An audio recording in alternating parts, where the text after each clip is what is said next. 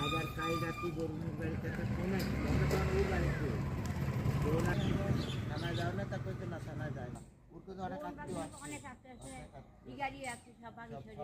তারপর কুদানন্দ জানতো না তা আসলো ফল এক সাল মাথায় এখন যদি না যায় তাই বড় মাত্র ঠিকই দেখছে বিড়ালটা ঢুকছে আমি জানবো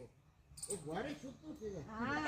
উঠেছে বিড়াল আমার তুই একসময় বিড়াল গুরন দেওয়ার দরকার বাড়ি তারপরে সেই ওই তো পাঁচখালি মাসখালি